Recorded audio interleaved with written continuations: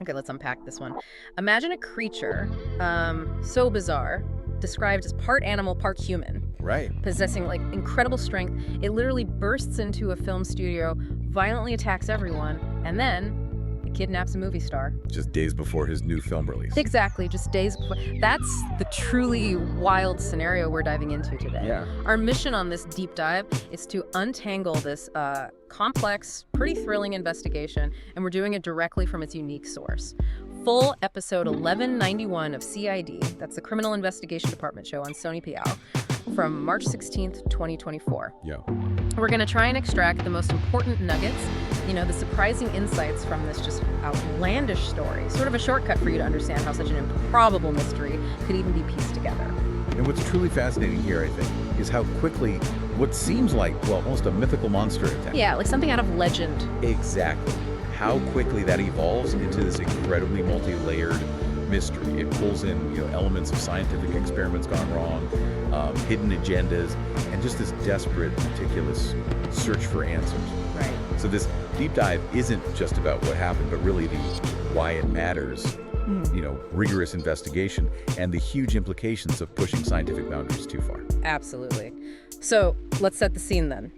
The initial attack. You've got witnesses at film star Varun's studio. And remember, his film's due out on the 20th. Critical timing. Yeah.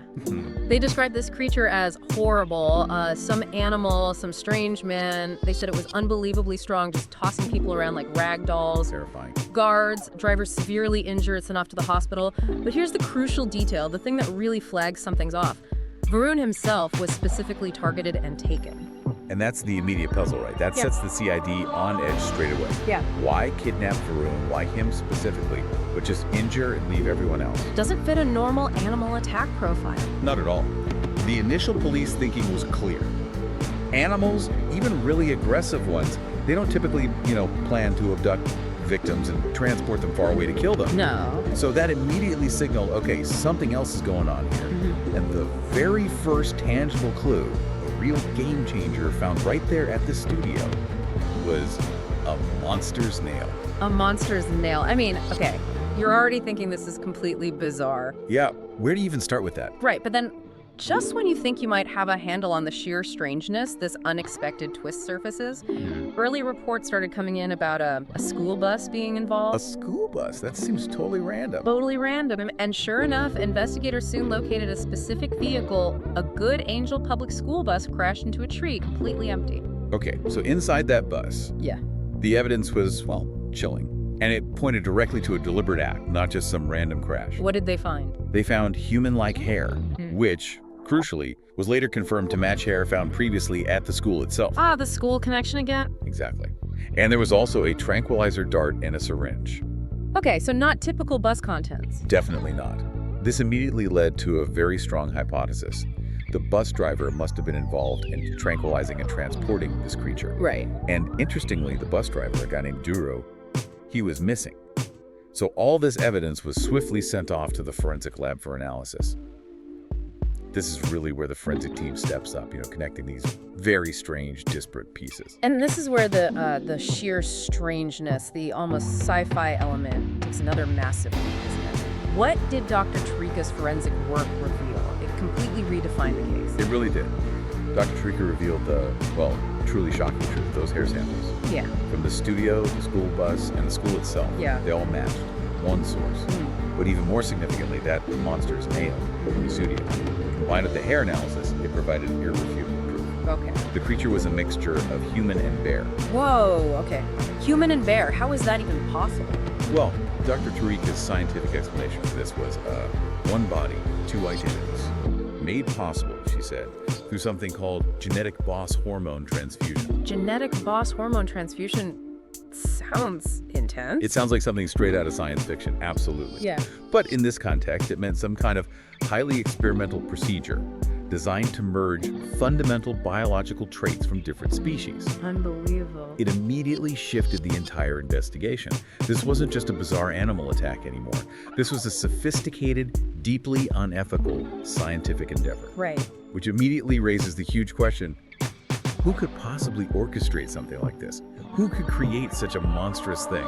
So, with the creature's true nature revealed, this human-bear hybrid, The investigation pivoted sharply. They focused on the missing bus driver, Duru. Makes sense. He's the known link so far. They visited his home, spoke to his wife, and she revealed something suspicious. He had these strange night duties on specific dates, the 10th and 13th. And even more suspiciously, he had forbidden her from calling him during those times. Like, absolutely forbidden. Red flag right there. And did they find anything at his home? They did. A critical discovery that linked directly back to that evidence in the bus. What was it?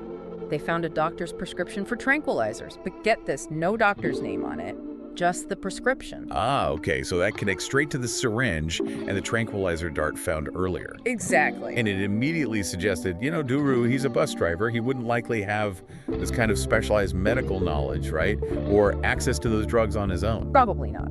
So this strongly implied the involvement of an accomplice, someone highly knowledgeable, a medicine expert, as they put it, who was clearly involved in controlling and transporting the creature. So they're piecing together the how by looking at the who. Precisely. Who's providing the means? Okay, so the next crucial step, naturally, was checking Duru's call records. Who was he talking to? And they hit pay dirt. They discovered frequent contact with a Dr. Sohan, a scientist. A scientist. Okay, the plot thickens. But then, tragically, Dr. Sohan was discovered. Murdered. Murdered. Yeah, stabbed twice, a very recent killing. And when they looked into his work, his research was found focusing on this highly alarming concept of making humans into animals. Oh, wow. So direct link. A direct and disturbing link. This connection immediately suggested that whoever was behind the hybrid, the mastermind, knew about Dr. Sohan's research. Right. It points towards a deliberate act, maybe to cover tracks, maybe silence a potential whistleblower, or perhaps even eliminate a rival in this incredibly dangerous scientific pursuit. Okay, so after finding Dr. Sohan murdered and learning about his research, the CID brought his research team in for questioning. Right, see who else knew about this stuff. There were 5 members originally, but 2 were conspicuously absent. One was in the hospital, and one was actually in jail for something else entirely. Okay. The team confirmed that, yes, Dr. Sohan had actually halted the project because he realized how dangerous it was. So he had ethical concerns, or at least safety concerns. Seems so. But they revealed that only one person on the team, a Dr. Kamal, the one currently in jail, had disagreed with stopping the work. He wanted to push forward. Okay, so Dr. Kamal becomes a prime suspect, at least initially. Right, but further investigation quickly cleared him. They confirmed he had no part in continuing this dangerous experiment from jail. Makes sense. Logistically difficult. So their focus then shifted to the other missing team member, Dr. Sagar. He was the one in the hospital, apparently after a serious accident, and he was unable to communicate. Right. But crucially, it was discovered that Dr. Sagar used to lecture at the very same school the monster had been seen near, Good Angel Public School. There's the school link again. Very strong connection now. Exactly. It tied the school directly back to this ongoing illicit project, which raised the critical question for the CID. If it wasn't the original researchers who continued the experiment after Sohan stopped it, who, with such intimate knowledge, presumably from Sohan or Sagar, had taken over? Someone connected to the school, perhaps. That's where the thinking had to go. Then came the pivotal moment. They captured Duru, the bus driver, Finally caught him. and he confessed. He admitted the monster had boarded his bus during that earlier CID chase they were involved in. He also revealed that Dr. Sohan knew about his involvement and had threatened him to keep quiet. Okay, so Sohan wasn't entirely clean either, maybe trying to contain it. Seems that way. But most importantly, Duru confessed he was actually working for an anonymous person. Anonymous. Yeah, someone who called from different numbers, knew an incredible amount about medicines, clearly the one providing the tranquilizers, and had threatened both Duru and his wife with the monster itself if he didn't comply. Serious threats. Leverage. Absolutely. And Duru finally admitted he routinely transported the tranquilized monster between the jungle and the school. Between the jungle and the school. Wow. Okay, so Duru's confession was the final piece. Really, it confirmed it. Yeah. The mastermind had to be linked directly to the school. Yeah. That was the hub. No question. So an urgent meeting was called at the school. CID asked for detailed staff information, specifically focusing on the science faculty. Looking for that medical knowledge connection. And the crucial detail emerged almost immediately. One science faculty member who was also, significantly, a doctor. A doctor working at the school. Yes, he had resigned that very morning. via email, not in person, and his phone was now switched off. That's it. That's got to be him. The timing, the method, the background. They confirmed the mastermind's identity, a former school teacher who was also a doctor Right. with deep medical knowledge and that crucial connection to the school location. Unbelievable. Hiding in plain sight. Right when things were closing in. Meanwhile, the tension was just palpable because Varun, the kidnapped film star, actually managed to escape. He escaped after everything. Despite his ordeal, yeah. He contacted the CID, revealed the monster's location, some dilapidated mansion deep in the jungle. Okay, so they have a location. They race to the mansion, and the scene is intense. A broken cage, clear evidence the monster had very recently broken out. They were almost too late. Close call. So they confront the mastermind there. They do. The confrontation at the mansion led directly to him, the former school teacher slash doctor, and his twisted motive was finally unveiled. What was it? Why do all this? He openly declared his aim was to create an invention that would shake the world. He wanted to make people fear him, solidify his name in the world. Wow. Pure ego, twisted ambition. Completely unchecked ambition. Yeah. Thankfully, the monster itself was successfully subdued using tranquilizers, finally ending its reign of terror. And the mastermind. The final outcome for the villain was, well, a sharp reminder. All that capability, all that twisted genius, it ultimately led him to prison and, according to the source, a death sentence.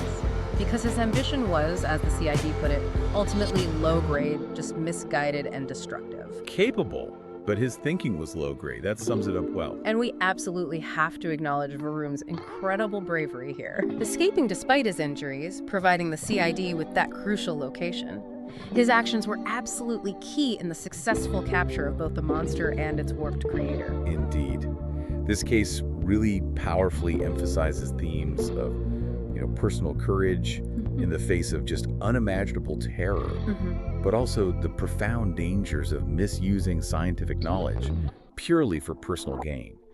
And it shows the intricate, often bizarre web of clues that, through just incredibly meticulous investigative work, ultimately led to this complex resolution. Yeah. It's a real testament, I think, to the fact that even the most outlandish crimes, they do leave a trail. You just have to know how to follow it. So wrapping this up, what does it all mean? This deep dive took us from what seemed like an inexplicable, almost supernatural monster attack to uncovering a calculated scientific experiment gone completely rogue, all fueled by one person's misguided, dangerous ambition.